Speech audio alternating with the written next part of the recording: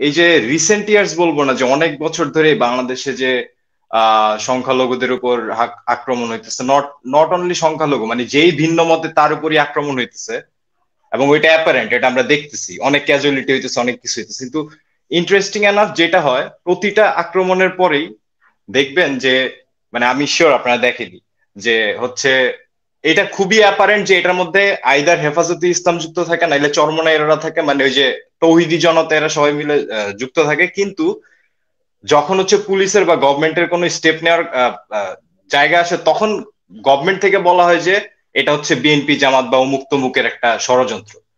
So এটা আমরা সবাই জানি ওরা কেন বলতেছে, কিন্তু এটা কি মানে আপনার কাছে বা আপনাদের কাছে কি এটা মনে হয় না যে এটা আসলে আহ ইনডিরেক্টলি না ডিরেক্টলি হচ্ছে যে এই যাদের কথা বললাম ওদেরকে পৃষ্ঠপোষকতা করতেছে, যে পরের অ্যাটাকটা তোমরা করো, কোনো সমস্যা নেই, আমরা আছি তোমাদের সাথে।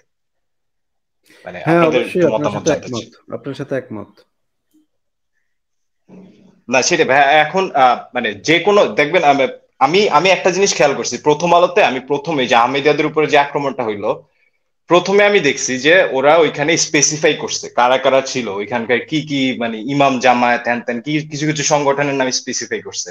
ইন্টারেস্টিংলি এনাফ 20 কি 25 মিনিট পরে সেম রিপোর্টটা আপডেট করে, আর এখানে হচ্ছে তৌহিদি জনতা, তারপরে মুমিন টুমিন এগুলা বাদ দিয়ে হচ্ছে স্থানীয় বিক্ষুব্ধ জনতা এই টাইপের কিছু একটা বলছে, এবং ওই সংগঠনগুলোর নাম বাদ দিয়ে দিচ্ছে। সো এগুলা তো ভাই আসলে মানে একদম চোখের সামনে আমরা দেখতেছি যে এগুলো আসলে হচ্ছে।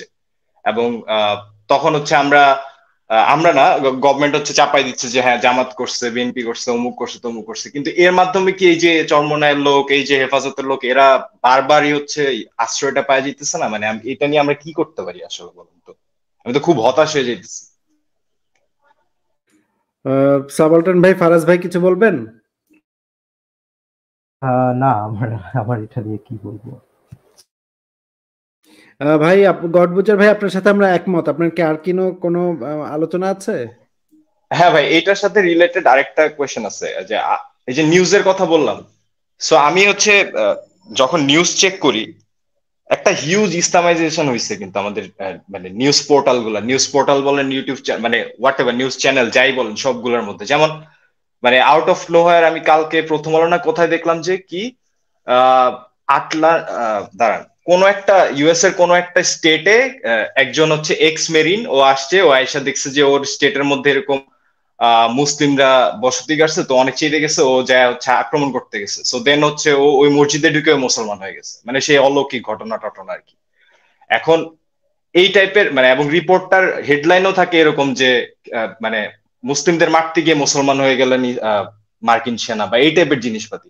তো এই যে ভাই আমাদের নিউজ নিউজ পোর্টাল গুলাও যে, নিউজ পোর্টাল বলবো না, যে আমাদের যা নিউজ আউটলেট আছে সবগুলাও যে এরকম পোলারাইজড হয়ে যাইতেছে, একটা ধর্মের দিকে বলেন, একটা মতবাদের দিকে, এইটা কি আসলে আমাদের জন্য, আমি জানি আমি হয়তো ভাই ভাই একটু উইয়ার্ড কোয়েশ্চেন করতেছি, কিন্তু আমি জানি না আপনারা কেমনে নিবেন, তো আমার এগুলা নিয়ে একটু কনসার্ন আছে, এই জন্য জিজ্ঞেস করতেছি। ভাই, এটা তো খুবই স্বাভাবিক বিষয়। মানে প্রত্যেক দেশেই তো এই জিনিসটা হয়। পৃথিবীতে সবচেয়ে দুইটা জিনিস বিক্রি হয়, যা তা হচ্ছে একটা হচ্ছে সেক্স, একটা হচ্ছে ধর্ম। এই দুইটা জিনিস সবচাইতে বেশি।